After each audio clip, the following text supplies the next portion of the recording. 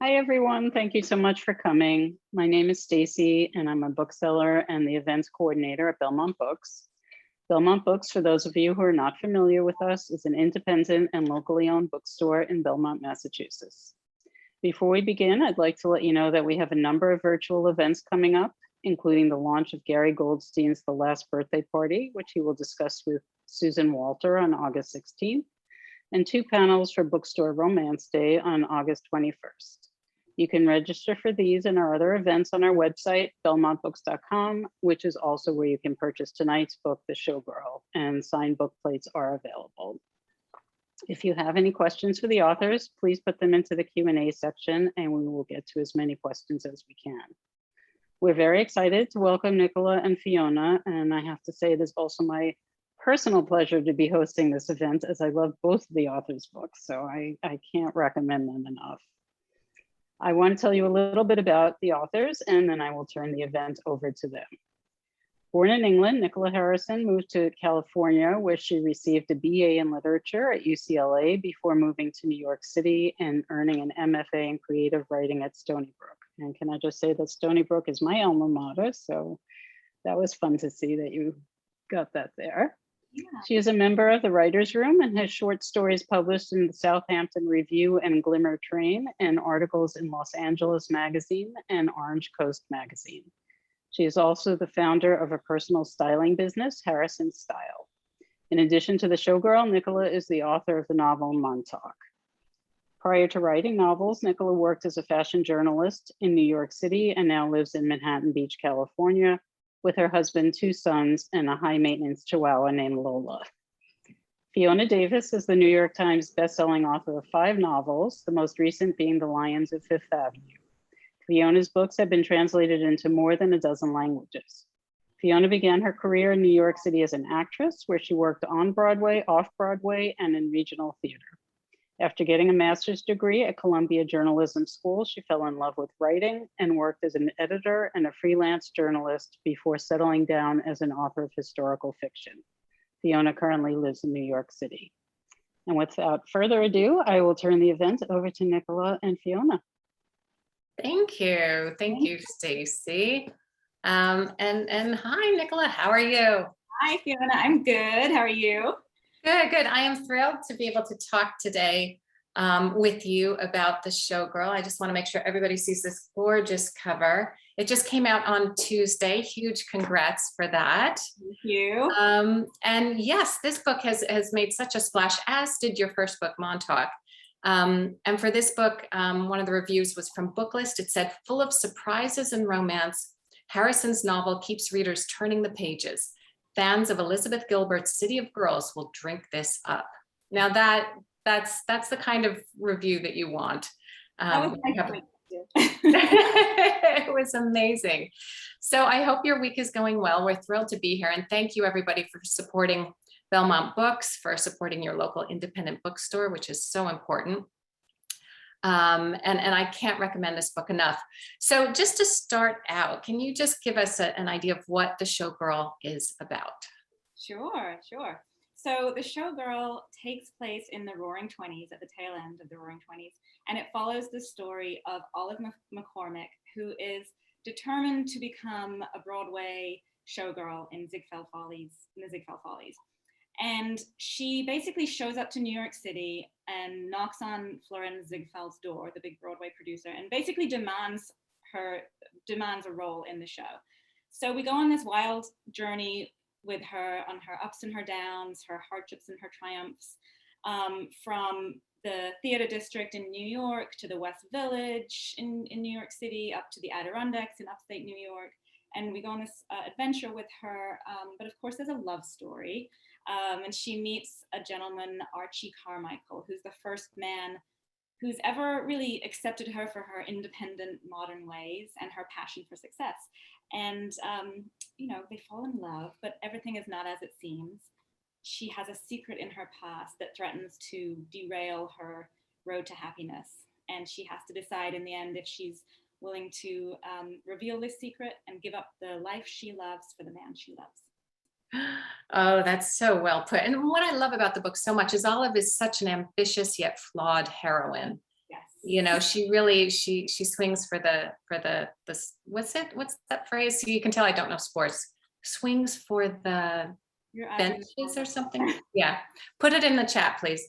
And she's just, which I really love. And I also love that you capture New York City in the 1920s and the Adirondacks in such a glorious manner. The Jazz Age is so great.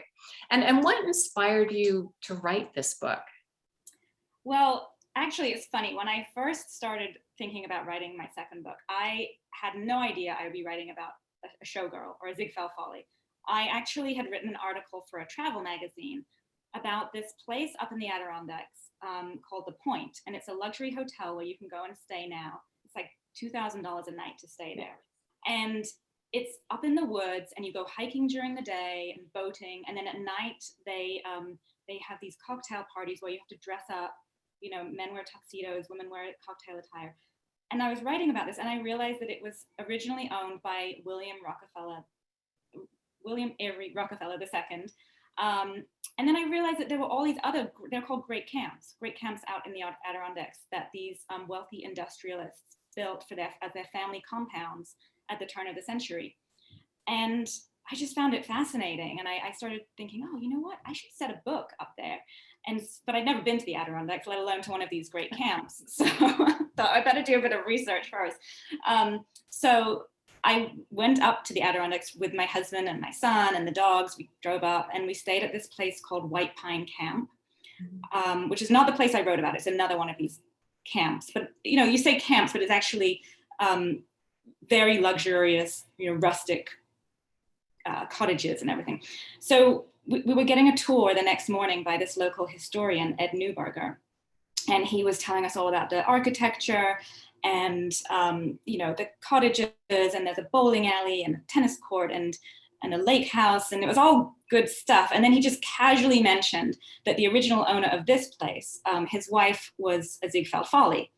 And he said she was a real party girl, and she used to invite all of her friends from her theater friends and her friends from the West Village, all the Bohemians. She would invite them all up to stay at this place, and then she would throw these huge parties.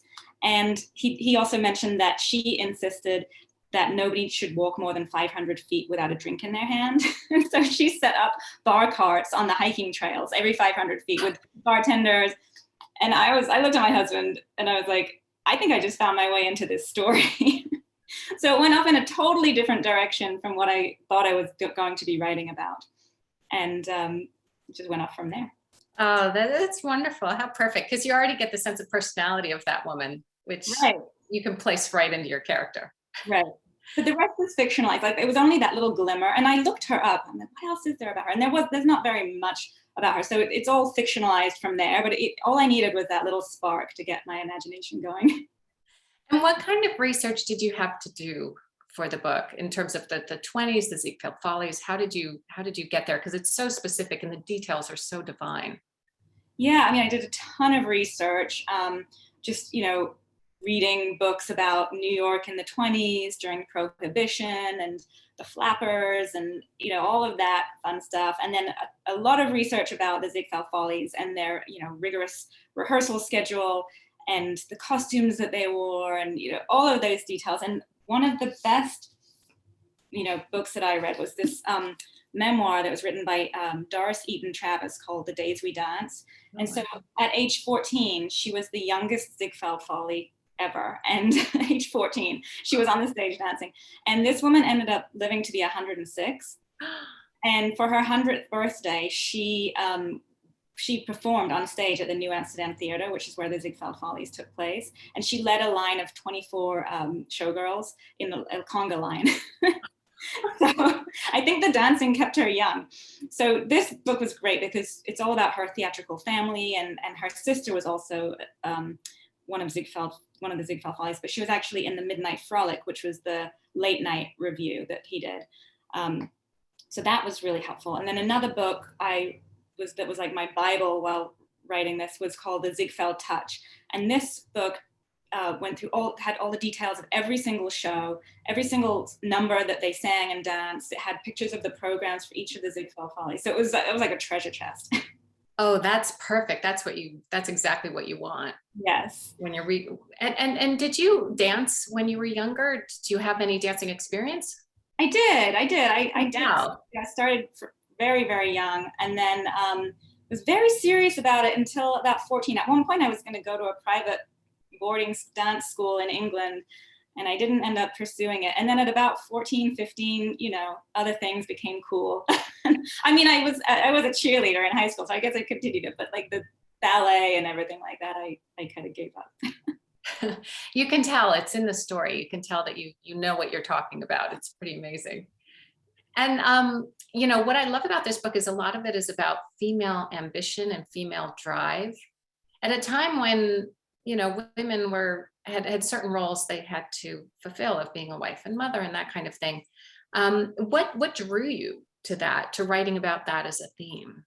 Yeah, well, I was so interested with the 20s. When I started doing a deep dive into the 20s, I was, just thinking, it's interesting how, the women had just got the right to vote. So they were emboldened by that. And, it was the end of World War I. And so there was like this feeling of excitement, and women were, for the first time feeling like the sense of possibility, and they wanted to live life the way they wanted to live it. They wanted to dress the way they wanted to dress, and smoke and drink if they wanted to. And it was very looked down upon by a lot of the rest of society, the older members of society. But these women were really just, wanting to had the first sort of taste of living life on their terms. Mm-hmm. But also, I feel like, women there's this people who have this creative impulse, who have a passion for something. It's like when you're not pursuing that passion, sometimes you just feel like you're suffocating, And so for Olive in this story, she is born to be a performer, and she needs to perform. She needs to sing and dance, and her parents are very disapproving of her. So she needs to get this approval from the audience. And so, for me, I feel like I was never good at math. So writing was always my thing. And so I feel this need to write. I feel good when I'm writing. I'm happy when I'm writing. And when I can't do it for whatever reason, it feels suffocating. So I wanted to sort of tap into that. That's wonderful. Yeah, you definitely did that. What you talked about how you were a fashion journalist. I have two questions about that. I'm curious to know how you use that in terms of researching the costumes and things in the book. Did you, know where to go that maybe the rest of us who don't know, in terms of finding dresses to describe, or, what she's wearing during the Follies? How did you use that? I just did a lot of research, probably nothing deep from my journalism days. I just did a lot of research and looked at a lot of pictures. And I mean, I just love the 20s in general. I've always loved the fashion of the 20s. In fact, while researching this, when I was living in New York, you can do anything in New York. And I don't know if you've ever heard about this company called Shanghai Mermaid. They throw these like underground parties. No, wait a minute. Wait. Yeah, they're these parties, and I think they're always 20s themed.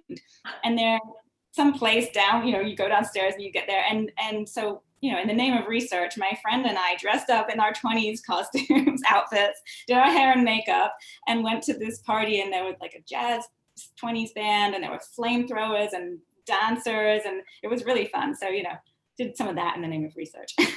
But as far as like the journalism background, I think it just makes me very observant. I notice things a lot, to the point where, when I'm watching shows with my husband, it'll come to a really good part in the show, and we're sitting at suspense, and I'm like, oh my gosh, look at that guy's shoulders. Like that suit doesn't fit him right. Or the lapels are way too wide for him. I think it just makes me notice a lot of things, and then I can translate that into writing. Meanwhile, you probably have a very well-dressed husband, I'm sure. Yeah, pretty well. And then how did you become a writer? How did you, what was your kind of career like as you went from fashion journalist to writing? Yeah, so I was doing journalism and working in the city, but I was always taking a class on the side. I was always taking like a night class or, creative writing class. And then at some point I thought, I'm taking all these like random classes. I should just go back to school and get my MFA. So I did that through Stony Brook part-time. And I think probably the best thing about that was just getting into the habit of writing on a regular basis. And, and so I started doing that. And then I joined a writing workshop that I meet with every Thursday night, my writing workshop friends led by the author Jennifer Bell. And that's probably when I started getting the confidence to think, okay, I could actually do this. Maybe these little bits and pieces that I'm writing could start to form a book. And it just started to happen. I mean, it took me about 4 years to write this book. So it was a long time. Sorry, 2 years. Montauk. But Montauk took 4 years. And then I published Montauk and then started writing this one. That's pretty incredible. How, just wonderful the way you drift from one thing into another and yet do it very, very successfully, which is very difficult. In your MFA program, did you enjoy it? Was it something that you feel gave you a great foundation for being an author? Because I know, I have a lot of author friends who do have MFAs and love them, other authors who didn't. For me, I kind of wish I'd done it because I just love to be in school. I'm the same way. Okay. I'm a perpetual student at heart. I really liked it. I really like this program. I've heard of MFA programs that there's intense pressure, and this wasn't like that. This was just, great. I got to meet other authors, authors who were teaching the class. And I think that demystifies the process as well. You're like, oh, this is a person that I kind of know now, and they're an author. You're not like this alien. It's like that. This might be something that's doable. But it was all just nice to be around other writers and other people who are working on project, and just to have that continuity to keep writing. And also, I think for a lot of authors who are just starting out, the industry seems really frightening of what's out there. How do you even find an agent? And I'm sure that gave you at least an idea of how to go about it and what to do next. A glimmer. I mean, there's still, like, when you actually publish a book, it's still very, mysterious. You figure it out along the way. It's true. And with this book, I love how you explore the 1920s. And I'm curious, as you were writing, did you find parallels between the 1920s and the 2020s, which we're, of course, in today?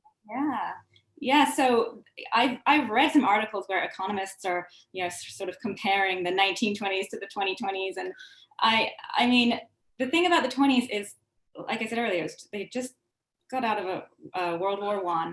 There had been the flu pandemic of 1918 that killed like 50 million people worldwide. And so they were coming out of that. They'd finally been able to put all of that behind them. And there was this real sense of, desire to be getting out into the world and to be socializing and, to be dancing, and just, there was a real reason to celebrate. Meanwhile, business was booming. People were buying like these new appliances and, time-saving appliances like toasters and things, and life-changing things, and you're putting everything on credit. And it was just like this wildly exciting time. And then you look at now, and here we are, maybe coming out of a pandemic. Luckily, we don't have a world war right behind us, but there's this tremendous sense of wanting to see our friends and go and see music and concerts and go back to see Broadway shows and that kind of thing. So I see those parallels. Of course, I didn't know that when I was writing this book, but it's interesting to see people talk about it now. That's right. It's so prescient in many ways. And at that time, women were taking off their corsets, right? It was like, freedom. Oh, yeah. I mean, they would like forget these corsets and these structured dresses, thick wool that like go down to your ankles. They're like, I'm gonna wear these little revealing shift dresses that show off my legs and the ankles, and and smoking and drinking.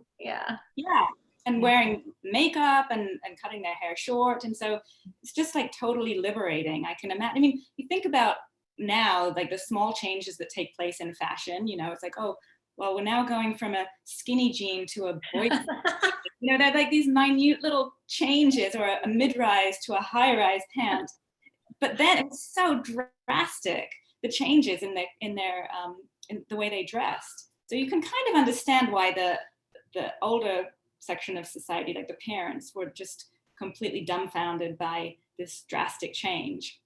Right, from the hemline to go from the ankle to have never shown a leg Yeah, to showing a good deal of leg right. comparatively. It's very drastic. But Yeah. probably, for the women who were embracing it, the flappers of the time, it was probably so exciting. I mean, to have to experience such change. And that's what you do with Olive so well, is that she really kind of, is out there enjoying the world and kind of getting into trouble. Yeah. But she's flawed. She's, just trying to, go out there and, go crazy. And was that fun to write a character like that? And did she come to you kind of fully formed, or did you gradually get to know her as you were writing? I definitely gradually got to know her. Like I said, it was just that little glimmer of an idea of her. And then the more I wrote her, the more she came to life. And then she really came to life. I mean, you just feel like you know her by the end, or I do. But I forgot your question. I had a good answer for that. Oh, did she kind of come fully formed, or did she gradually come to be gradually developed a person? But she's definitely flawed. Yeah. She definitely makes mistakes, and I it was fun to write someone like that. And as you're reading it, you're kind of like, oh God, don't do that. You're cringing, thinking that's a terrible idea, and she does it anyway, and that's really fun to write. And it's fun to read. Definitely. Definitely. What is your writing process like? How, you get this kernel idea for a character in a story. How do you get to this final product? Bit by bit, page by page. So, some people are planners, some people are what they call pantsers, flying by the seat of their pants. And I feel like I'm somewhere in the middle. I generally had an idea of where this story was going. I had an idea of where it was going to start, where it was going to end, and kind of what was going to happen in the middle. But then I just start writing, and I sort of let it, go its own way, and it sort of develops as I'm writing it. So yeah, that's what I do. But I'm actually trying to be a little bit more of a planner now as I'm writing, and we'll see how it turns out. Okay. Yeah. For me, I love to plan. I really kind of figure it all out beforehand. And this next book, I'm trying to do the opposite. So I'm trying to see where things go. It could be an utter disaster. It's hard to let go of what's worked in the past. Right. It's very hard to just try something new. Yes, definitely. Yeah, that's funny. So we're going in like opposite directions. We are. We'll see what happens. And they mentioned early in your biography about the writer's room. Can you tell us a little bit about that? Yes, it's this wonderful space in New York City. I just recently moved to Southern California after 17 years living in New York. So I don't go anymore, but I pretty much wrote this book at the writer's room. It's downtown, and it's a big writing space that is dedicated to writers. So it's totally silent, and it's all desks, and it's all writers there working at their desk, working away. And it gives you peace to work there. And I think it's just also knowing that other people are there writing, that there's no other distractions. So I want one here in Southern California. The coffee shop doesn't cut it. No, it sounds lovely. And there's so many writers we know, like I think Lauren Willig. There's a number of writers who are very successful who work there as well. So clearly you're onto something. It's a very special place. Great. What was the biggest challenge for you in writing your second book? You wrote Montauk, it got a lot of attention. How was it different going into the Showgirl? It was a little nerve-wracking. It's like, okay, well, I've written this book. I know I can do it. I know I've done it once. I must be able to do it again. But there's like this sort of imposter syndrome that I had, like, I don't know if I can actually do it again. What if I don't have another story to tell? And so I think that's why you just gotta like keep going and almost not think of it as a whole book. You're just like writing a few scenes, and then you write one more scene, and and it's just, and then the character goes somewhere else. And so yeah, but it's a little tricky, even, I don't know, I feel like it's probably always going to be that way, starting a new project. But then once you get into it, and then once you do all the research and you've got all these ideas percolating in your mind, then it sort of takes off, and you sort of, anxiety goes away. What is the biggest challenge in the process for you? Is it editing? Is it writing that first draft? What's the toughest? Um, that's a good point. I think it's probably just starting and settling on the idea. You know, you have a lot of ideas of where it could go. I think it's really nailing down, you know, where you want the story to go, and then just getting going. Yeah, yeah, that's the thing, because when you're first starting out, there's this huge possibility. The book could be anything. So it could be the most perfect book in the world. And yet then you have to start making all those decisions, Right. which Exactly. narrows it down and focuses it, which is good.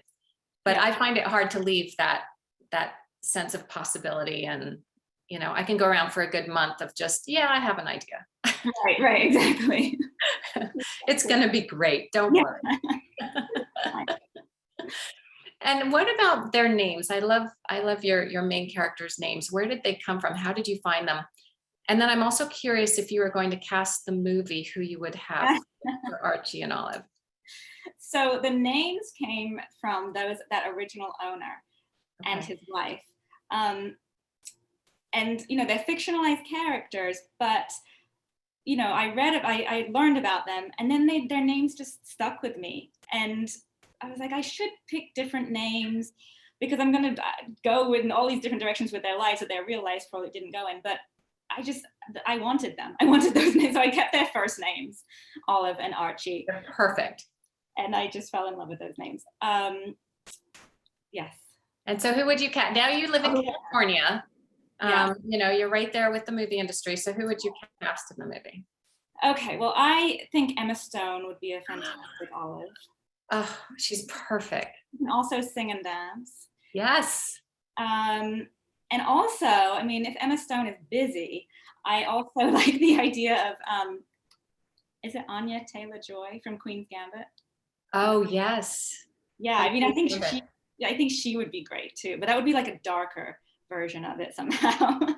Yeah, moodier. Yeah. Yeah. And then for Archie, I don't know. I mean, I just love that movie, The Greatest Showman. Yes. So Hugh Jackman is in my heart. Oh, he'd be so great. He's a little older. He can sing. Not that he sings in the book, but hey, I could give him a singing role. Yeah. Oh, yeah. For him, where he's singing and dancing. I could see this as a musical. Wait a minute. I think we're onto something here. It's great. So when you were a kid, did you know you wanted to write books? And how did, you know, what did you want to be when you were a kid? And could you imagine writing a book when you were a kid, or had you written books yourself as a kid? So I don't know if I knew I was going to be an author, but the seed was planted at an early age. In England, we lived in Gloucestershire, and on our street lived this children's book author named Margaret Greaves, and she lived right next door to like my best friend on my street. And so we would go over there all the time. We knew her. We'd buy her books. She'd write notes in the books for us, and it was just really cool to know her. And then when I moved away to another town, I stayed in touch with her, and I would write her letters, and I was overly eager as a kid, and I would send her bits of writing and poetry that I'd done, and be like, should I try to publish this? She was like, keep practicing. It's nice, but keep going with your writing. Don't send it to a publisher just yet. But I saved those letters and I have them. And so I think that's where the seed was planted. I love that story. And then when I went to UCLA, I studied English and creative writing, and I had an instructor. Her name was Carolyn C., and she's actually the author Lisa C. She's her mom. Yeah, and I didn't know of Lisa C. at the time, except through Carolyn. She would just mention, "Oh, my daughter's an author." And I took this woman was so amazing. I took every single class that she offered. I kind of stalked her. And she was like a mentor to me and to so many other people. She was really wonderful. So I think that also helped shape, you know, my desire to write. I love you have these women who were kind of touchstones who made you see it's possible to do it. Exactly. It made it feel like it was a possibility. And how old were you when you came to America from England? I was 14. And so I'm curious if that helped you in terms of your writing about America and Americans. Does that, having just a slight bit of an outsider's point of view, do you feel that helps when you're looking at American history or anything like that? And would you ever set a book? I'm asking too many questions. Answer that one first. I'll just ask you if I forget the first one. I think it's funny, like people have asked me before, so you're English and you're writing American history. I think it's probably all the stuff that I didn't learn in school that I'm really interested in learning about now. I mean, I remember coming into high school and taking my first geography class, and I had to know all the states and the capitals, and I was like, I have no idea. And same with history. I was like, this is not the history that I know. So I'm enjoying right now delving into these different time periods and really, researching them, and just I'm enjoying the process so much. And so I don't know. And I think there's something about being English that helps. I think I could be wrong about this, but I think it kind of helps me write dialogue, because the way they used to speak back in the day seems a little bit more English. It might be a problem sometimes. Sometimes I say English words, and my friends in my workshop group are like, that sounds way too English, I have to change it. But I feel like it helps me get into that way, the way they spoke. I totally agree with you. In fact, my parents are both English. That's right. And so whenever I'm trying to write, from the 1910s, a character, I just tap into the way my mother speaks. Right. Because it's just slightly elevated. Right. Yeah. That's just a minor requirement if you want to write historical fiction. You should have family from England. Exactly. But I love that this gives you kind of a fresh perspective on American history, that, you could write about the Tudor kings, I'm sure, with no problem. But here you have, but the Roaring '20s, you have just an outside experience. I think that's just wonderful. We're just being reminded to put your questions into the Q&A box, and we'll get to those shortly. This is just so much fun. What was my other question? I had one. I kept on jumping on them. Well, what are you working on now? What's in the hopper? Yeah, so I just learned about it in the last year, that my husband's grandmother was a Rosie the Riveter, and she worked at one of the airplane factories in Los Angeles, building airplanes during the war. And so I was like, that's interesting. So I started, talking to my mother-in-law about it, and then I started researching this, and I found it really interesting that, these women who had, a lot of them had not worked outside of the home at that point, came to these factories, and they started, building airplanes and tanks and bombs, and working these men's jobs. And then when the war was over, the men came back and it was like, thank you, ladies, go back to being a housewife. And I just found that really interesting. And so I decided, so this book is, I have a character, Hazel Francis, who worked in an airplane factory here in Southern California. And the war's over, and she doesn't really have much of a home to go back to, so she's got to figure out what she's going to do with her life. So she ends up down in Laguna Beach, which is an artist community, and she ends up working for a very eccentric, famous artist, and she gets deep into the art world, a little too deep for her liking. And so that's what I'm working on right now. It's a lot of fun. I love Laguna Beach. Right after college, I lived there for a year, and it was the first time I had my own apartment to myself. It was teeny, like this big, but it has a special place in my heart. So I'm having a lot of fun. This sounds great. And I love that we'll be on the West Coast, which will be something new. Now you have did you say a 2-year-old son, Grayson? Yep, I have a 2.5-year-old and an 11-year-old. And so how has the writing process been through that? How do you manage? I don't have kids, so I'm always amazed at someone with a young kid who demands so much attention, and also a book and a manuscript that demands so much attention. How do you do it? Well, in ordinary times, and the plan was, when I got pregnant and had a baby, I was like, well, the plan is, there's preschool in my future, and, my older son goes to school. So it's like between 9 and 3, if I can write between 9 and 3, I'm like, I'm good. But then this whole pandemic came about and lockdown, and, I was home with a 1-year-old who was walking up a store, running basically. He started walking so young, and he was into everything. I couldn't take my eyes off him for a minute. And then I had my 10-year-old at the time, doing this version of remote school, and it was just like between the two of them, even though my husband was home as well, but we were like, oh my God.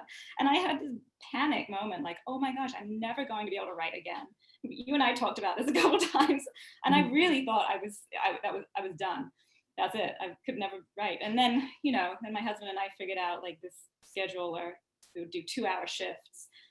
And then you get some sense of normalcy back.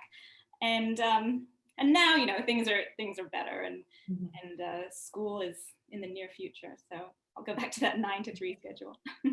I mean, think of what you can do. If you can do it this way, there's no excuses anymore. One of the things that's going around all over the internet recently is they're calling this genre of historical fiction of covers with women facing away from the viewer. Yeah. Because all the historical fiction novels seem to have the backs of a woman, she's pensively looking over Paris, or looking, into the distance. And I love your cover because we have someone actually facing forward. And this wonderful headdress. It's just fantastic. Can you tell us a little bit about how the cover came about? Yes, I love this cover too. I'm so thrilled with it. Well, in the Ziegfeld Follies, these women had the most elaborate costumes. I mean, Ziegfeld was, he spared no expense whatsoever. He wanted the best fabrics, the most elaborate costumes, the best stage design, and he had these women wear these 25-pound headdresses while they danced on the stage and walked on the stage. And they used to have to perfect this Ziegfeld, it was called the Ziegfeld walk, where they would walk across the stage and their arms had to be like, I'm trying to demonstrate, their arms had to be like out a certain way, and they had to walk a certain way. And he just would have them go back and forth with these 25-pound headdresses on their head, perfecting the Ziegfeld walk. And so, anyway, I was very thrilled with this cover. Originally, the publisher showed me some other covers, another cover idea, and I didn't love it. And so I said, can you show me some other options? And they showed me some other options that they had been looking at also. And I saw that one. I was like, that's the one. Can we go with that one? And they were so gracious to do it. So I'm so happy. Oh, it's great. It's so fresh. It's wonderful. Tell us what you're reading now. Are there books or authors that you recommend? Yeah. Well, I just finished reading Jamie Brenner's Blush, which I absolutely loved. It's a story that takes place on the North Fork of Long Island, and my first book, Montauk, takes place on the South Fork of Long Island. So it was really great to read. And it's about three generations of women who are attempting to sort of help a winery come back to life. Anyway, they come together by joining a book club where they read the trashy novels of the 80s. And so it was a lot of fun. I really enjoyed that book. And now I'm reading a book called A Woman of Intelligence by Karen Tanabe. We're actually doing a virtual event together next week. We're going to be talking about historical fiction. So I'm reading that and I'm really enjoying it. Yeah, that one, I love the inspiration behind that book, and where she found it. It's just, she's amazing. She's a great writer. Great writer. Yeah, well, we're going to open it up to the Q&A very soon. But in the meantime, would you mind reading just a short piece from the book for us, just to give us a taste of what the Showgirl is all about? Sure, I will read it from the very beginning. I'll just read a little section. I saw the marquee first, jutting out onto West 42nd Street, with bright white letters, Ziegfeld Follies of 1927, all full of light bulbs and ready to illuminate the street when the sun began to fade. The building above the New Amsterdam Theater towered above its neighbors. The names Eddie Cantor, Laura Foster, and the Brock sisters were painted in huge lettering on the side. I allowed myself to imagine for a moment that it was my name up there, big, bold lettering, shouting out for all of New York City to see. During the walkover from Lord and Taylor to the theater, I'd felt quite proud of myself. Mr. Ziegfeld had approached me at a show in California and told me to call on him whenever I was in New York. And look at me now, I thought. Despite everything, I was about to knock on his door, ready to get on that stage.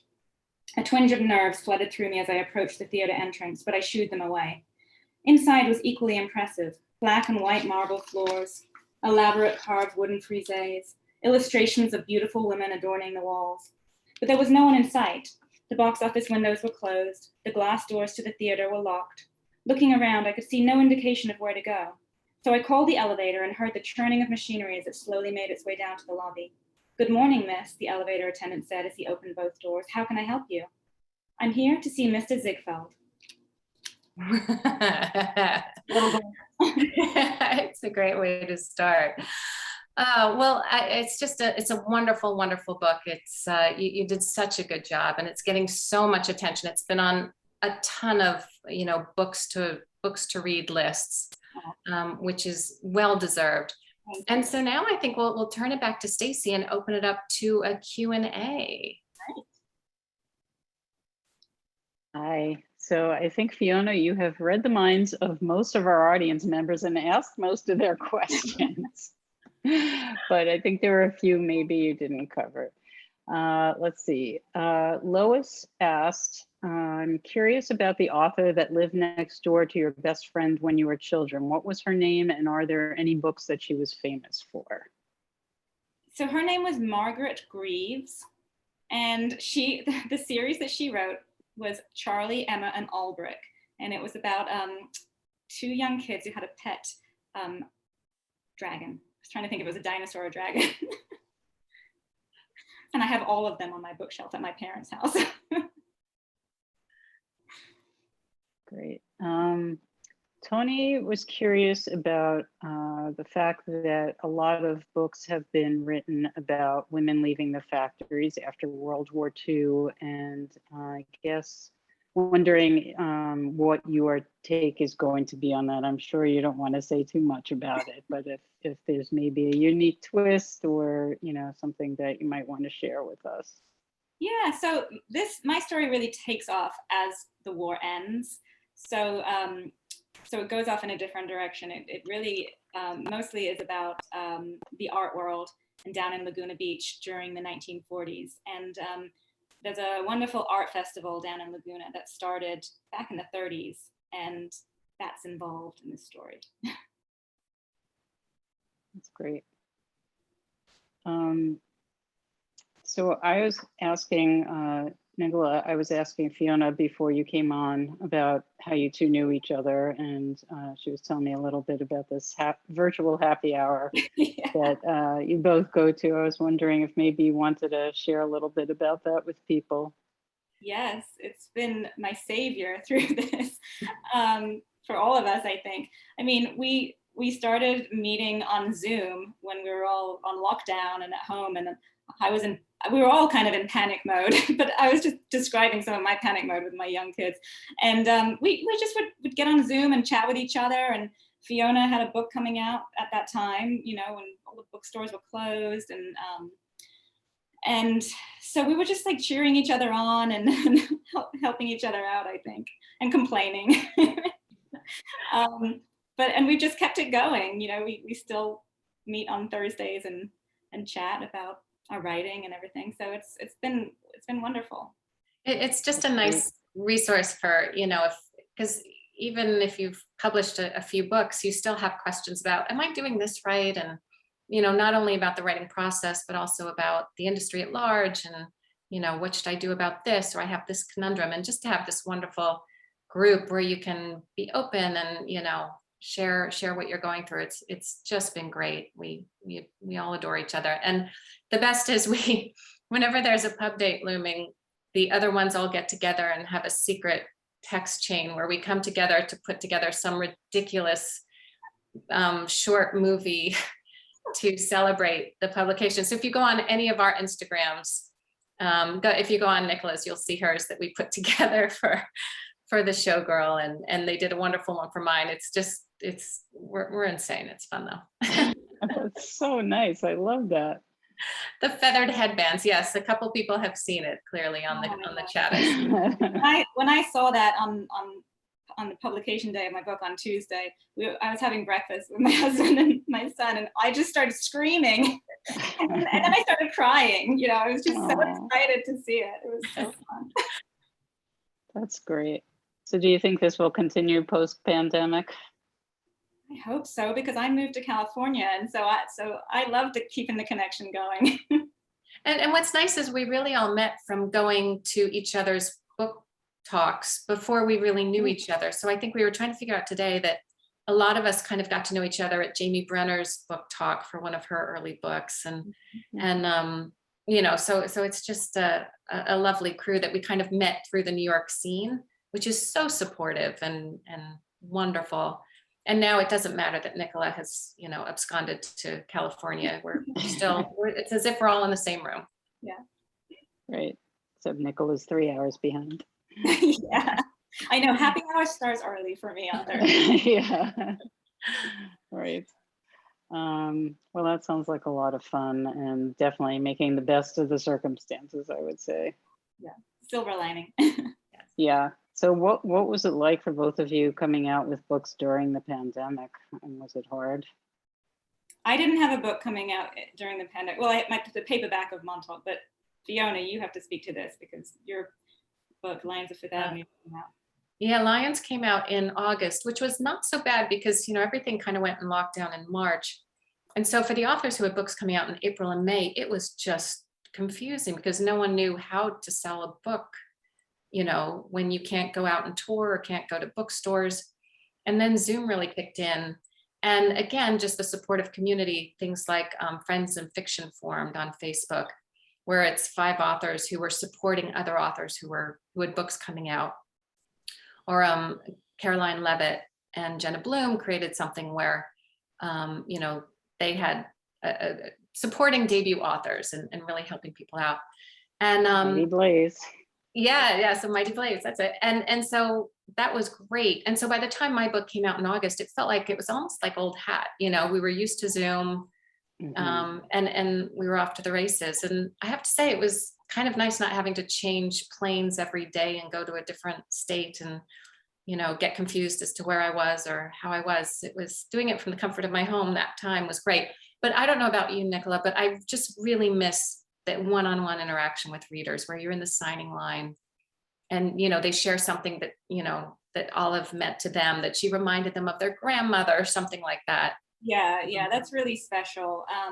I just had an in-person event here in California at Page's bookstore in Manhattan Beach. And so it just felt so good to be around, you know, people again and readers. And so it was really fun. But having said that, although there is some Zoom burnout probably, it is nice, you know, that you can reach so many readers across the other side of the country who we wouldn't have been able to reach before. So, you know, sort of, it's all right. Yes. Right. And I will encourage anybody who's here who wants to say what they would have said in a signing line about the book to feel free to put that in the chat, and I will be sending the chat file to the authors tomorrow. So if there's anything you want to say. Okay, so there are a couple of people who want to know what other writers are in your group. It's Jamie Brenner, Susie Orman-Schnall, the blogger Susie Leopold, Linda Leugman, and Amy Popel. And I see Linda's here. Yes, oh, Linda's here. Oh, nice. And so is Susie, I saw. Christine would like to know if you learned something crazy about Ziegfeld that shocked you.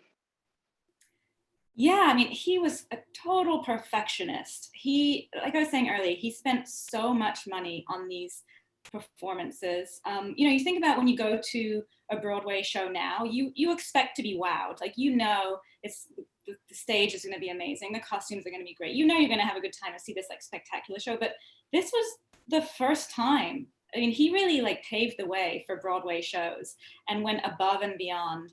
And yeah, he was really like the first one. And then he launched so many careers of these women.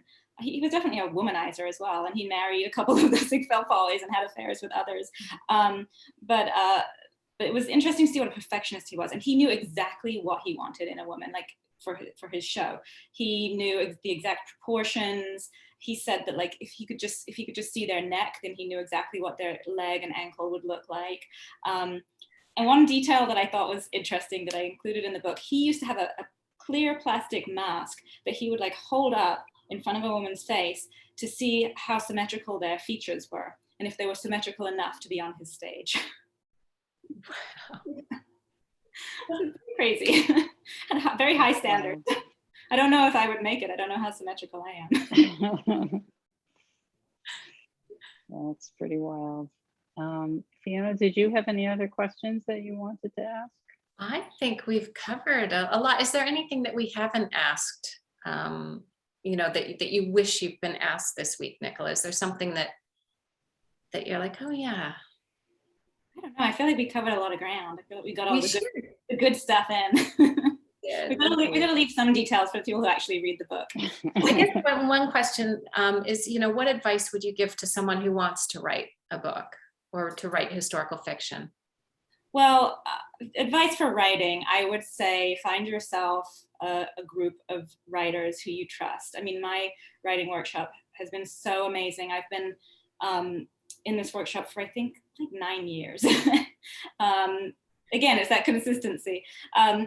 And it's just so wonderful because we meet every Thursday evening now on Zoom, and we just bring in pages and we share with each other, and we read it and we just give each other a gut reaction to what we're hearing right there and then. And I think having a group of writers that you're friends with, that you trust, it just can help your writing so much. And it also gives you a deadline. You know, every week you've got to finish a scene or some pages because you're going to be sharing it. And that's really what's helped me write these books. So I suggest find yourself a good writing workshop or a good group of trusted friends who write. That's great advice. And you know, there's a couple of people here saying that they want to do a book club around your book. Do you do book club talks? I do. I love to do book club talks. It's so fun when people have actually read the book and you can get into all the nitty gritty without giving away any, you're not worried about giving away spoilers. So yeah, I love doing that. You can contact me through my website or through Novel Network sets up book club groups as well. You can go to their website and set it up. So yeah, I do Zoom, and if you're local, I'll do a book club with you if you're in Southern California near me. Nice. What is your website? What's the? It's just NicolaHarrison.com. Nice. Great. Well, Nicola and Fiona, thank you so much for a truly wonderful conversation. And you're both such wonderful writers, and we look forward to everything else you're going to bring to us. And to everybody who was here, thank you so much for coming. And Kathleen, I see that you're here. Thank you for helping to set this up. And great chatting. It was a very nice, active chat. So we will send that along to the authors as well. And I hope that everybody has a great night and stays safe.